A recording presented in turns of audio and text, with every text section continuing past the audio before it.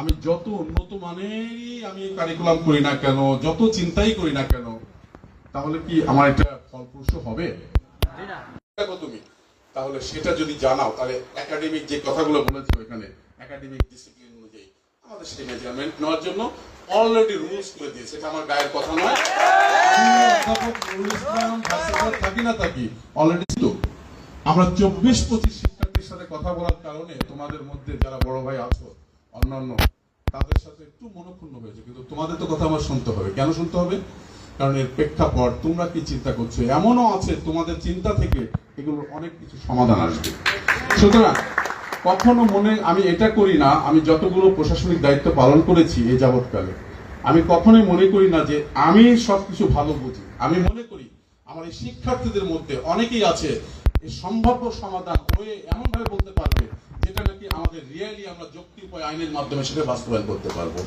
সুতরাং তোমাদের কথা আমাদের শুনতে হবে, কিন্তু এখন শুনছি না বলে তোমরা যে একটু কষ্ট পেয়েছো এই জন্য দুঃখ প্রকাশ করছি। আমি আশা করি তুমি হ্যাপি। এখন তুমি আসছিলা যেহেতু এখানে, তোমার কথা এরপরে প্রথমে শুনবো আমি। আছে লেসন ডেলিভারি দিতে আসবে, তোমরা যদি তাদের সাথে ইন্টারঅ্যাক্টিভ হও তখন ওই শিক্ষক আরো বেশি প্রিপারেশন নেবে, তাই নয় কি?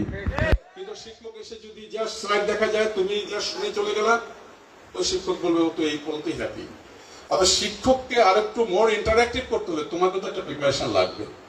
আমরা বিভিন্ন বিশ্ববিদ্যালয়ে আমি যেহেতু এখন ঢাকা সেন্ট্রাল ইউনিভার্সিটির ভাইস চ্যান্সেলর, অন্য বিশ্ববিদ্যালয়ের ডিফারেন্স দিচ্ছি না, আমাদের পড়াশোনা বেশিরভাগ ক্ষেত্রে এখন গাইড নির্ভর হয়ে গেছে। টেক্সট বুক, আমি রাজশাহী কলেজের স্টুডেন্ট ছিলাম, রাজশাহী কলেজে আমি যখন পড়েছি, রাজশাহী কলেজে ওই সময় তো আমরা গাইড পড়িনি।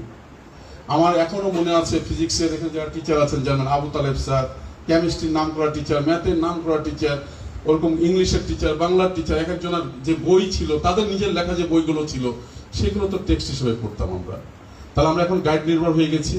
সবচেয়ে ক্ষতি যেটা হচ্ছে সেটা প্রযুক্তি যেমন আমাদের সুবিধা দিচ্ছে, অসুবিধা হচ্ছে এআই দিয়ে তুমি সবকিছু উত্তর বের করে ফেলতে পারো, ফলে তোমাকে বই আর পড়তে হচ্ছে না। আমরা যদি জ্ঞান অর্জন করতে হয় আমাদের টেক্সট বুক নির্ভর এই পাঠ্যক্রমটা চালু করতে হবে। টেক্সট বুক নির্ভর যদি আমরা না হতে পারি, এই যদি শর্টকাট মেথডে যাই, তাহলে লাইফটা শর্টকাট হয়ে যাবে।